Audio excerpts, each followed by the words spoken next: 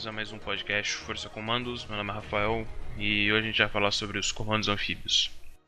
Antes de dar início ao histórico do comandos anfíbios, a gente queria agradecer aos mais de 1000 likes lá no Instagram da página, a todos os likes na página também, que foi por onde a gente começou, e a todos os ouvintes. Acho que a gente alcançou cerca de 1000 e poucos ouvintes no podcast no SoundCloud. A gente quer migrar ainda para o YouTube. A gente está enrolando para migrar para o YouTube, para ficar um pouco mais fácil, para ficar uma plataforma um pouco mais barata. Mas ao total de ouvintes do podcast já são de 1956 reproduções. E isso isso é foda, cara. Muito obrigado mesmo, assim. Pra gente que deu início a isso aqui no Brasil, pra gente, é legal. E, bom, já faz um tempo que a gente não grava nada. Infelizmente a gente tem que manter esse mensal ainda, esse podcast mais mensal, mais por causa do tempo e tudo mais, por causa de pautas e etc, edição, tempo para gravar e tudo mais. Mas eu não vou prometer nada, mas a minha vontade de toda semana tá lançando alguma coisa, mas vamos ver mais pro futuro. Mas voltando ao foco inicial, que é comandos anfíbios, eu vou dar início um pouco ao histórico da unidade. Comandos anfíbios do qual a gente conhece hoje, ele não surgiu do nada, é claro, mas a sua origem remota nos anos de 1960, quando naquela época os oficiais e praças do Corpo de Fuzileiros Navais eles observavam a expansão dessas células de guerrilha marxistas que existiam na época. Na década de 1960 era início de uma guerrilha socialista maior assim na América Latina, na América Central, em outros lugares do mundo, assim como na Rodésia em 1970 teve aqueles problemas e tudo mais que eu já falei no podcast sobre os Celos Scotts e tudo mais. Mas voltando um pouco para o Brasil, então na mesma década, em 1960, na década de 60, os oficiais e praças do CFN então foram enviados para o Panamá, para onde era instalado na época o US Army School of Americas, que é conhecido como Escola das Américas do Exército dos Estados Unidos, que lá era mantida pela administração americana, obviamente, e foi fundada pelo presidente atual dos Estados Unidos, que era o John Kennedy. Então, através desse programa que existia lá, que era chamado de Alliance for Progress, que tinha como meta realizar essa cooperação com países da América Latina, que tinha como objetivo acelerar esse desenvolvimento econômico e social como medida para barrar esse avanço socialismo na região. Então, através desse programa que desenvolvia esse alavanque econômico, esse alavanque social que tinha dentro desses países que eles tinham como foco, eles barravam um pouco justamente esse avanço dessas guerrilhas e desses pseudos movimentos políticos socialistas da época que estavam estourando na época. Isso no início da década de 1960. Foi então em 1972, com os aprendizados e aperfeiçoamentos nos temas relacionados a combate à insurgência, combate anti-guerrilha, eles tinham até uma nomenclatura que era combate anticomunista. Também se aperfeiçoaram na inteligência e na guerra psicológica, que foi formada no Corpo de Fuzileiros Navais. Foi desenvolvida assim a primeira turma do curso denominado como Contra-Guerrilha, o CONG. O curso, ao longo dos seus anos, ele iria sofrer diversas modificações em suas estruturas, com todos os seus conteúdos foram desenvolvidos com o tempo, com toda enfim, como todas as unidades de operações especiais do mundo, conforme o tempo vai passando, vai desenvolvendo e vai se moldando uma unidade melhor. Então, em 1998, com todas essas modificações impostas dos anos anteriores, resultaram a formação do permanente e consolidada o curso especial de comandos anfíbios. A partir desse momento que foi consolidada o curso especial de comandos anfíbios, o CESP-Comanf,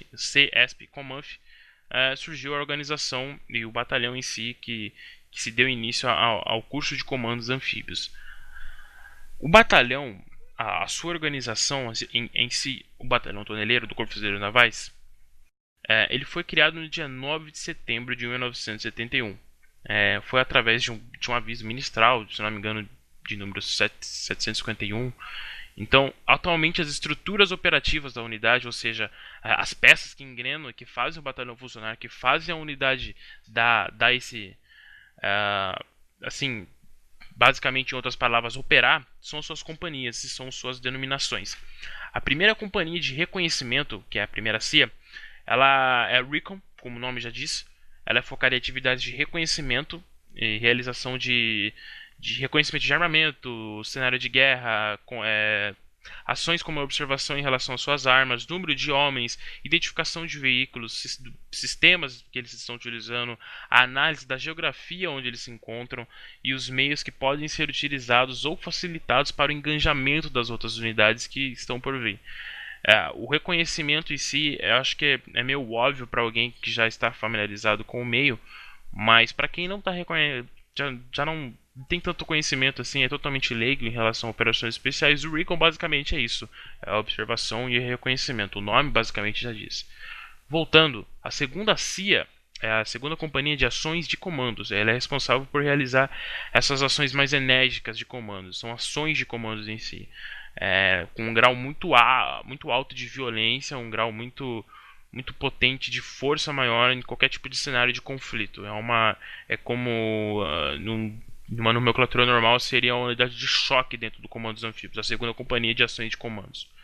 A terceira companhia de Grupo Especial de Retomada de Resgate, que é o GER, a terceira companhia, ela é responsável por realizar a retomada de instalações como prédios, casas, estádios. Ela é lógico, é uma unidade extremamente adestrada em CQB, em ambientes tubulares como metrôs, aviões, ônibus e etc. Ela é operativa também em resgate de reféns de interesse da Marinha ou do governo federal. Então, é uma unidade que tem várias estruturas dentro dela, como uma unidade de tarefa, unidade de assalto, unidade precursora, tem uma unidade composta por equipes de observadores, reconhecimento e segurança. Tudo isso dentro da companhia do GER, que é a terceira companhia de Grupo Especial de Tomada e Resgate. Essa é a terceira companhia. Na quarta companhia de comandos e serviços, é uma companhia de caráter mais burocrático. Então ela é formada por fuzileiros navais convencionais, é a única companhia que tem isso, que ela possui como função realizar essas atividades de manutenção e instalação do batalhão. Então na parte da organização da limpeza, do reparo das viaturas, fazer qualquer tipo de atividade no meio logístico e burocrático dentro do comando do Corpo de Fuzileiros Navais, aliás, dentro do Comando de Operações Especiais do Corpo de Fuzileiros Navais. Todas essas companhias, elas são de operações especiais. Além de elas possuírem entre seus membros comandos anfíbios, elas operam junto com o OPESP. O OPESP, para quem é mais familiarizado com a Marinha e com o Corpo de Fuzileiros Navais, é o famoso Comanfinho, que são os cabos e soldados que concluíram o estágio de qualificação técnica especial de operações especiais. É um curso menor tempo de duração, que possui como objetivo formar auxiliares de comandos anfíbios, porém numa importância assim,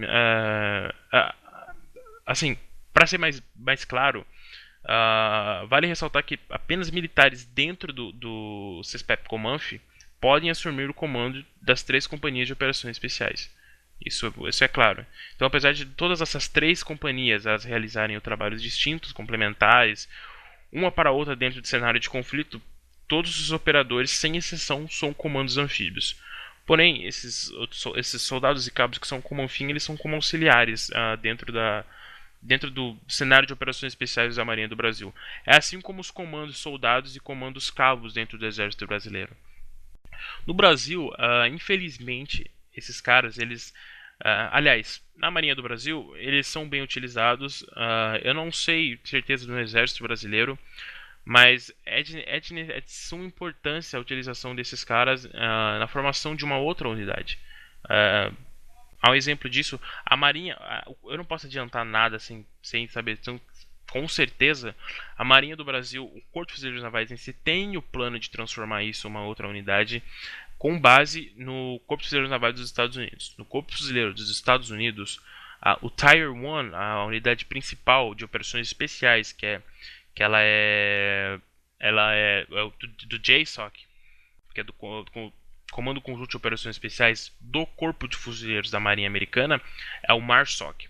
O MARSOC seria equivalente ao Comandos Anfíbios aqui no Brasil. Sendo assim, Antes do MARSOC, existe o RECON, que é a força de reconhecimento, o Recon Force, que é do Corpo de Fuzileiros Navais. O Recon seria implementado aqui no Brasil como esse curso do Comanfinho. Então, o Comanfinho seria uma unidade de operações especiais, porém ela não seria uma unidade tão Tier 1 quanto o Comando dos Anfíbios. Nos Estados Unidos funciona assim como os 75th Rangers são no exército americano. É uma unidade que ela não é Tier 1, mas ela é Tier 3, ela é Tier 2, algo do tipo. A nomenclatura Tier é meio esquisita, mas é mais para definir umas unidades que têm maior importância.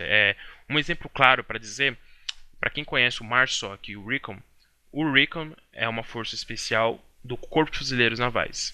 O MARSOC é uma unidade de operações especiais do Corpo de Fuzileiros Navais, porém ela recebe ordens e essas ordens de missão do JSOC. O JSOC é o conjunto de operações especiais, juntamente com, por exemplo, o Team 6. O Team 6 faz parte do JSOC, e o resto das unidades SEALs são da Marinha. Deu para entender mais ou menos? Talvez não, mas a definição é essa. Então eles querem implementar algo parecido aqui no Brasil em relação ao Comanfinho, porque é um curso muito bem estruturado. O Comanfinho ele é gasto dinheiro público, é gasto investimento em treinamento e tudo mais. E, enfim, seria de proveito maior. Então, apesar dessas 3 companhias que eu citei realizarem esses trabalhos distintos, como eu disse, todos os operadores, sem exceção, são comandos anfíbios. Então, apenas realiza-se uma filtragem de afinidade de qual tipo de trabalho o operador ele gosta de fazer e que ele se sente mais à vontade, tudo mais em exercer. Então, em termos de comparação, assim para facilitar, aliás, eu não vou nem usar um termo civil. Se o operador ele se sente mais afinado em operar em operações aquáticas, operações com explosivos, se ele é o melhor atirador, se ele, enfim, cada operador que ele se sente mais à vontade em operar dentro dos times do comandos anfíbios, dentro de um cenário de conflito, ele abraça aquilo, entendeu? Então vai de afinidade do operador em relação a isso. ECANF, vou falar um pouco sobre essa parte de dominação dos fuzileiros navais, do COMANF mais especificamente. Em determinadas operações nas quais o nível da missão tem que ser mais aperfeiçoado, ou mais próximo possível da perfeição, é criado assim, internamente para missões específicas no Corpo de Fuzileiros Navais ser realizado no destacamento que recebe o nome de ECANF e GRUCANF.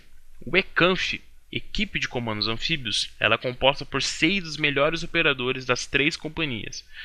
Então são selecionados elementos da primeira e da segunda CIA e da terceira CIA. Só para relembrar, a primeira CIA é RECON, a segunda CIA é Companhia de Ações de Comandos e a terceira CIA é o GER. Então, voltando, são então selecionados elementos da primeira, da segunda e terceira CIA e são unidos formando um grupo de 6 operadores que irão realizar uma missão específica em qualquer lugar do Brasil, em qualquer lugar no mundo. E normalmente ela é uma missão de elevadíssimo nível de interesse brasileiro e de alto grau de risco, por assim dizer. E normalmente por um longo período de tempo. Então, esse é o ECANF. Agora vem o GRUCANF. O GRUCANF são um grupo de comandos anfíbios, a nomenclatura. É composta normalmente pelos 12 melhores operadores das 3 melhores companhias. Então são selecionados elementos da primeira, da segunda e da terceira companhia, que unidos formam um grupo de 12 melhores que irão realizar uma missão específica em um determinado lugar do mundo, em um determinado lugar do Brasil, e normalmente de elevadíssimo risco, de elevadíssimo interesse do governo brasileiro, e por um longo período de tempo. Para uma definição melhor de comparação, o ODA, que tem nos Green Berets nos Estados Unidos, é composta por 12 homens. Então a nomenclatura ODA é utilizada pelo exército americano. Aqui é usado especificamente no comandos anfíbios, é o GRUCANF e o ECANF.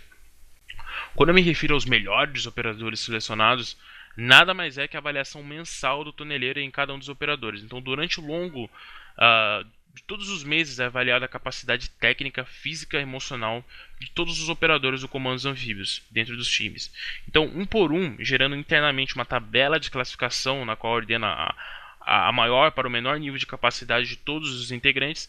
Então, esse tipo de classificação é de certo modo, uma competição produtiva, né? Ele gera um espírito de competitividade entre os operadores e aquele que se destacar, criando entre eles mesmo uma competição sadia na busca de melhores operadores, então é definido e dependendo dessas missões, onde é designado pelo governo ou pela marinha, é criado o ECANF e o GRUCANF, e esses operadores que se destacaram nessa pseudo-competição para essas células chamadas GRUCANF e ECANF. Só para relembrar, o ECANF é composto por 6 operadores e o GRUCANF são 12 operadores. O curso de comandos anfíbios ele é peculiar porque ele é assim, se você conversar com qualquer operador de operações especiais que se refere ao Comanf, sabe o quanto ele é embaçado, porque o Comanf, eu vou falar um pouco mais sobre isso mais para frente, mas o Comanf ele é uma unidade extremamente resiliente em diferentes operações porque ele opera em várias áreas. Assim. Então, além de ser comandos anfíbios, como já diz o nome, são operadores que operam em água e terra. E isso já é um plus, porque eles precisam operar em vários lugares. Então, o curso é muito puxado, assim, ao nível extremo, assim como todas as unidades de operações especiais aqui no Brasil.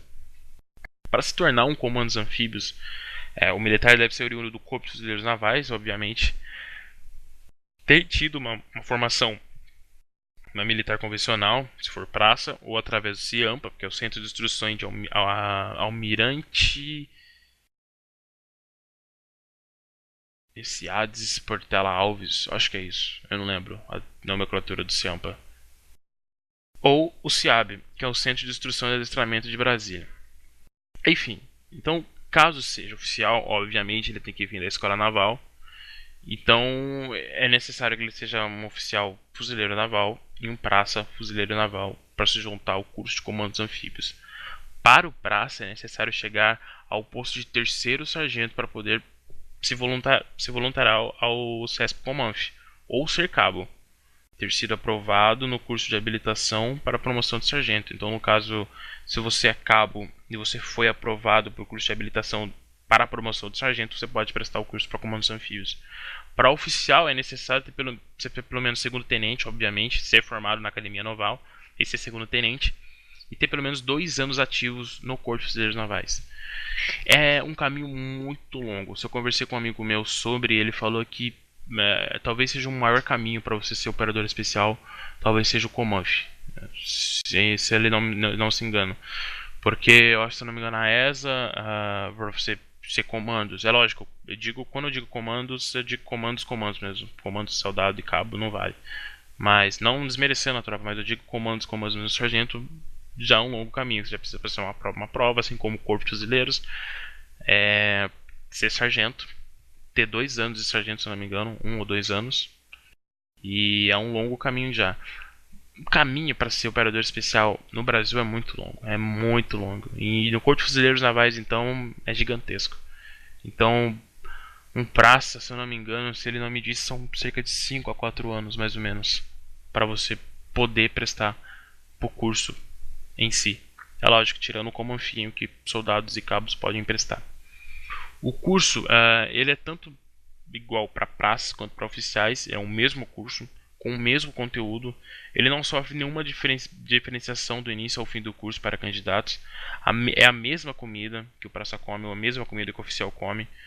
O mesmo rigor físico mental exigido, o praça também sofre. É a mesma coisa, basicamente. Ou seja, não existe regalias ou facilidades ou aulas extras por conta dos postos hierárquicos ou algo do tipo. Tudo no mesmo andar, assim, não tem outra. É uma nivelação muito bem feita pelos instrutores e pelo curso em si. Não existe uma regalia porque o cara é oficial e o outro cara é sargento. Atualmente, no ano de 2018, até as últimas informações, o curso durava 6 meses. Então, duração de 6 meses de curso. O Corpo de Fuzileiros Navais ele estuda aumentar para 9 ou 11 meses. Se eu não me engano, o curso mais longo das Forças Armadas é o GRUMEC, que são 9 a 11 meses, se eu não me engano. E o Comanf está querendo aumentar isso agora. Isso foi um amigo meu que me disse. As modificações, essas que estão em análise no Corpo de Fuzileiros Navais, ela vai averiguar esses efeitos positivos e negativos dessas mudanças. Então, caso seja aplicado dentro do objetivo do curso, o militar ele vai ficar aí treinando em formação de cerca de 9 a 11 meses. A formação de operadores especiais no Brasil ela é meio diferenciada dos Estados Unidos, que eles têm essa. Vou dar um exemplo dos PJs, que é o Para Rescue Jumpers. A formação dos caras são quase 2 anos de formação para você ir para a guerra em si. Então você passa por uma infinidade de escolas, uma infinidade de cursos, e depois você tem todo um preparo médico e etc. Então são quase 2 anos de formação. SEALs também tem BUDS Training, que é 6 meses, depois tem quase mais um ano de formação. Aqui no Brasil, né, não que seja diferenciado, seja pior ou melhor, mas em 6 meses o operador do Comanf sai totalmente preparado para atuar em campo de batalha. Tem sua aperfeiçoação durante o tempo, até porque são unidades que sempre estão em treinamento, sempre treinam, mas lá nos Estados Unidos é um pouco diferente. Mas é só um exemplo rápido para dizer. A formação do operador especial aqui, ele se forma em infinidade de coisas, é claro, porque ele é um operador especial. Então, diversos armamentos e equipamentos que o Corpo de Fuzileiros pode fornecer para a unidade, ele é treinado. Então, ele atua também como JTAC, que é uma nomenclatura americana para guia aéreo avançado, que tem a capacidade de promover e fornecer ataque aéreo, bem como conduzir fogo de artilharia, fogo naval, operar zonas de desembarque, zonas de aterrissagem, zonas de lançamento, aplicar as técnicas e procedimentos de primeiros socorros em ambiente tático, PH tático, por assim dizer, infiltração a partir de navios, submarinos, aeronaves de asas fixas como a C-130, etc. Helicóptero, fast hope, aliás, paraquedismo de helicópteros, paraquedismo de aviões de asa fixas. Deixa eu ver o que mais. Operar em diversos ambientes especiais como urbano, selva, pantanal, caatinga, montanha e até mesmo clima frio. Cara, é muito grande. O currículo de treinamento do Corpo Fuzileiro do Comanf é bem alto. Assim, não que na outras não seja, mas é muito alto. Justamente por isso que eu disse. A área de combate deles em terra já é altíssima. Tem estágio em caatinga, selva e etc. Depois tem a parte subaquática. Meu, a capacitação também ela inclui a realização de ações de comandos e reconhecimento. E também tem toda essa grade altíssima em capacitação física, capacitação de defesa pessoal e etc. E uma infinidade de treinamentos concedidos pelo Corpo de Fuzileiros Navais. O Comandos Anfíbios, vale ressaltar que apenas do termo comandos, um pouco da atuação do Comandos Anfíbios em si. Eu vou falar um pouco sobre o quanto a unidade ela pode abranger essa escala gigantesca em relação à atuação como comandos anfíbios, o quanto o leque de operações dos caras é grande. Vale ressaltar assim, comandos anfíbios, a nomenclatura comandos, ela pode ser identificada como o inicial da tropa, como comandos. Porém, os comandos anfíbios também utilizam e realizam atividades de forças especiais. Quando eu me refiro a atividade de forças especiais, eu não me refiro à unidade de forças especiais do Exército Brasileiro. Tem esse problema de nomenclatura que eu já falei, eu acho, em algum podcast, sobre a diferença entre operações especiais e forças especiais. Forças especiais é o nome de uma unidade, operações especiais é a denominação para unidades que realizam operações especiais. Então, os comandos anfíbios eles realizam, mesmo por causa do nome, comandos, eles além de realizarem operações de comandos, como a segunda CIA, eles realizam atividades de forças especiais. Então, não ficando apenas preso em atividades de comandos. Então, talvez seja conhecimento amplo na população na definição de comandos e forças especiais, que normalmente as pessoas não usam. Normalmente é utilizado dentro do Exército Brasileiro as forças especiais. Então, algumas forças de países estrangeiros, como tem essa divisória que não se aplica no CFN, que é o Comandos Anfíbios, pois a unidade ela realiza essas duas funções, tanto de operações especiais, de forças especiais, como de comandos, não se limitando apenas em uma vertente só de operações. Então a unidade ela opera, para dar um exemplo rápido aqui, para não ficar muito nas nuvens. Forças especiais, elas atuam, por exemplo, em uma atuação dentro da cabeça do cachorro na Amazônia, onde eles são infiltrados em uma área que precisa de um pseudo treinamento ou algo do tipo, e que precisa de uma maior interação com a população tribal ou a população ribeirinha ou algo do tipo. Então são homens que são inseridos, eles promovem vacinação, promovem toda a parte comunitária assim que o governo pode fornecer. Isso é uma das unidades de forças especiais. Ah, eu não consigo dar um exemplo aqui, porque no Brasil não tem esse grau de atuação. Eu vou dar um exemplo de fora. Atuações de forças especiais na África são implementados uma ODA de 12 homens num país, sei lá, em Mali, por exemplo. Em Mali, eles são inseridos junto com a população civil, ou com a população paramilitar, ou com a população militar. Esses operadores eles fornecem treinamento para as tropas, fornecem apoio à população civil, com apoio médico, apoio de suprimentos e por aí vai. Isso é um nível de grau de operações de forças especiais. O CFN aplica isso. A Força 3, que é as forças especiais lá na Amazônia, normalmente eles fazem isso. É lógico que não é de grande vinculação isso na mídia. Provavelmente isso não aconteceu até hoje. Qualquer tipo de divulgação do tipo não vai acontecer futuramente. Para quem é do meio e para quem conhece do meio, quem é entusiasta do meio, sabe quantas unidades de operações especiais, como o Comanche e as forças especiais, são atuantes na cabeça do cachorro, são atuantes na Amazônia, são atuantes nas fronteiras lá em cima, assim, de uma maneira. Eu posso te dizer assim, tranquilamente, que a Força 3 é uma das unidades mais atuantes assim dentro do exército, assim, fácil. Atuam diariamente, assim, mas é algo que fotos e vídeos não vão acontecer mesmo. E o Comanche ele atua também bastante para lá. Então o Comanche ele tem essa capacidade não só de atuar como comandos, como de forças especiais. Eu sei que eu fugi um pouco até falando um pouco sobre isso, mas é para definir um pouco como a unidade ela é capacitada em relação a isso. É uma unidade que pode muito bem fazer um salto em qualquer área de conflito, poder fornecer suprimento, poder fornecer ataque aéreo, poder fornecer qualquer tipo de apoio de comandos, apoio de forças especiais, infiltração, tiros de longo alcance, tudo que uma unidade de operações especiais pode ter, o Comanche ele tem essa capacidade de operar.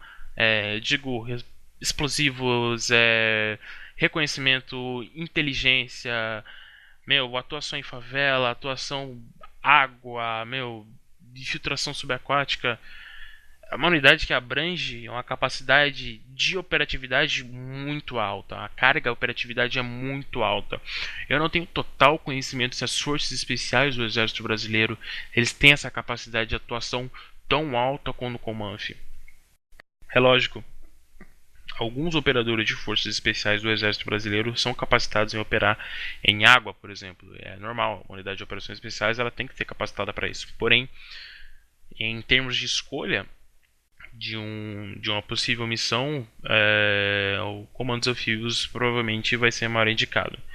Já falando sobre a parte subaquática, o Comandos Anfíbios está juntamente atuando junto com o Grumec. Então o Grumec sempre está atuando com comandos anfíbios e o Comandos Anfíbios sempre está atuando com o Grumec. Treinamentos e esse tipo de coisa é algo quase rotineiro entre os dois. Quase sempre as unidades estão em algum tipo de adestramento justamente por fazerem parte da Marinha do Brasil. A diferença é que o Comando dos Anfíbios, né, é o batalhão toneleiro em si e o Grumec é um grupamento. É apenas um grupamento. É lógico que não diminuindo uma das melhores e últimas e mais definidas unidades de operações especiais do Brasil, que é o Grumec. Porém, é apenas um grupamento. O Comando dos Anfíbios já tem a sua carga de pessoal, todo o seu efetivo ele é maior do que o Grumec. Bom, e basicamente é isso. Eu queria justamente falar um pouco sobre o Comanche e definir essas capacidades e as divisões e como o batalhão em si ele funciona, como o Comanche funciona. o Batalhão Toneleiro é uma das organizações militares mais respeitadas em ambientes domésticos estrangeiros, assim, de longe. Não que as outras unidades não sejam, mas sempre estão em adestramento lá fora. Vivem, assim, sempre tem operadores especiais de outros países ali no toneleiro. Sempre tem a capacitação e sempre tem o nivelamento com outras unidades. Então é uma unidade extremamente capacitada, que ela sempre está buscando esse aprimoramento, esse metodológico, tecnicológico constante. Sempre está capacitando a unidade a enfrentar novos desafios que podem surgir. É justamente é, é muito cogitado que o Brasil vá fazer uma operação na África ainda. Não sei esse ano, mas quem sabe no próximo semestre. Tinha o projeto. A nossa página até publicou sobre um pouco tempo atrás sobre a possível utilização das Forças Armadas Brasileiras na República Central da África. Porém, eu não sei que rolo que deu, que eu nem. Acho que foi um outro administrador que postou, não li direito, mas não deu certo. Mas assim, é muito provável que nos próximos anos, no próximo semestre ou algo do tipo, haja a possibilidade das Forças Armadas Brasileiras atuarem em um ambiente mais hostil, até mesmo mais hostil que o Haiti, que é ali na África Central. E, o Comanche é extremamente cogitado para ser uma dessas forças, principalmente para ser uma unidade de pronta resposta, QRF ou algo do tipo. O Comanche, sem dúvidas, tá? Isso eu ouvi de gente dizendo que realmente é totalmente definido que, pelo menos, qualquer um ECANF, ou até mesmo, na verdade, que até um GRUCANF seria implementado lá em alguma dessas missões exteriores, por ser uma unidade extremamente bem capacitada. Assim. São operadores antigos, são operadores assim que têm a sua faixa etária entre os 25 até os seus 40 anos ou até mais. Então tem toda essa grade de maturidade da unidade que define uma dos melhores do Brasil, assim, sem dúvidas. Tipo, não dá para definir, sem dúvidas, não dá para definir a melhor da melhor, mas é incrivelmente bem capacitada. Isso, assim como todas as unidades de operações especiais aqui no Brasil. As forças especiais é até difícil fazer um podcast sobre, porque definitivamente não se sabe muito sobre. Sempre, eu já vi militares de forças armadas, sargentos de exército falar tanta coisa sobre forças especiais, e assim, não tem nem a base mesmo do que rola lá mesmo, sabe? Pouca gente sabe o que realmente acontece no curso, como esses caras são inteligentes, como esses caras são formados dentro, então é até difícil de falar. Então, o nível de operações especiais de Forças Armadas do Brasil é o mais alto nível possível. Não importa a força armada em si, a marinha, força aérea, exército brasileiro, são caras extremamente bem capacitados que graças ao destino a partir de 2009, 2010, começaram finalmente a abranger novos métodos, novas metodologias, mais aprimoraram mais suas maneiras de operar e, temos aí uma grade de operações especiais de altíssimo nível aqui no Brasil. Basicamente é isso. Só queria passar uma tinta mesmo para falar um pouco sobre o Comanf. Veremos, eu não vou prometer nada. Veremos se eu vou tentar fazer o podcast mais pra frente, ainda esse mês. Tentar diminuir essa distância gigantesca que tá tendo em gravar podcast. Quero diminuir isso, quero gravar mais. Mas o tempo e tempo de edição e tudo mais, a gente está focando um pouco também na página em si, em fazer matérias. A gente foi para a LAAD agora em 2018, a gente fez várias matérias, mas a gente publicou uma só da 511. Agradecer muito a galera do 511 que recebeu a gente muito bem lá na LAAD, falou com a gente, conversou com a gente. A gente fez uma postagem no Instagram, os caras foram super legais com a gente publicou uma postagem na página da matéria falando um pouco sobre a 511. Infelizmente não teve tanta vinculação por algum motivo desconhecido, porém a gente não... como a gente sempre conversa entre a gente, nós administradores, que a gente não fica muito nessa de ficar se matando pra like, ficar se matando pra ganhar qualquer tipo de reconhecimento. A gente quer uma pseudo qualidade, quer uma qualidade boa e quer sempre manter um nível bom da página, é isso que interessa. Siga a gente no Instagram, Siga a gente no Facebook. O Instagram a gente está bombando bastante agora. A gente está começando a postar mais no Instagram, que é uma rede social melhor, assim, na minha opinião. Eu não sou muito fã do Facebook, mas o Facebook possibilita mais coisas como vídeos longos e etc. Mas o Facebook, sabe, Zuckerberg vive bloqueando nossas coisas, Zuckerberg vive fodendo nossas postagens, assim. Esses dias tiraram um vídeo maneiraço que a gente fez dos Celos Scotts na Rodésia. Por falar nisso, a gente tem então uma dúvida no nosso podcast, que eu falei que eu ia responder no podcast. Enviem suas perguntas do nosso podcast, enviem pelo Facebook, a gente lê tudo, cara. Envia pelo Instagram e tudo mais. Então, o Guga Smoking Snakes perguntou: Prezado Rafael, como vai? Preciso lhe perguntar uma coisa. O Celos Scotts teve alguma influência sobre o comandos e forças especiais no Exército Brasileiro? Se você reparar a Farda, a boina marrom, o emprego do FAO e combate ao comunismo, ambas as tropas se parecem muito. Afinal, é coincidência ou os Celos Scotts realmente influenciaram os comandos e forças especiais? Grande abraço. Então, Guga, eu não tenho total informação em relação a isso, porém, se teve alguma influência, foi mais na parte de combate contra a guerrilha. Uh, a farda por um tempo eu achei que realmente o EB tinha pegado alguma base dos Celos Scotts, porém, se eu não me engano, foi pego da Bélgica. A Bélgica tem um padrão de camuflagem muito parecido com os Rhodesians nessa época, na década de 1980, 1990. Vem de um teor mais belga do que rodésio. Eu acho, eu não tenho total certeza. Vou dar uma pesquisada melhor sobre, porque eu não tenho total informações sobre a criação do fardamento do Exército Brasileiro. Eu já procurei um pouco sobre, é meio difícil de achar, mas é bem parecido. A implementação do FAL em si, o FAL é Free World Weapon, que eles chamavam, que é a arma do mundo livre. Então, nessa área de combate contra a guerrilha, combate contra o socialismo que existia entre a década de 1970 e 1980, o FAO era campeão em todas essas áreas. Então, eu não sei direito também como foi implementada no Brasil, como foi definido, vamos implementar o FAO, mas naquela época o FAO era a arma do momento. Se a arma do momento era o AK-47 pós o fim do Muro de Berlim, pós Guerra Fria, o AK começou a ganhar potência. Assim, obviamente o AK já era incrivelmente, já tinha uma força de mercado no mercado negro de guerrilhas e algo do tipo naquele tempo, porém não tinha quanto depois do fim da guerra. Depois da Guerra Fria, simplesmente explodiu os AK-47s, e não só os AK-47, mas toda a variação de AK possível no mundo explodiu. Mas o FAL antes disso, o FAL era muito mais.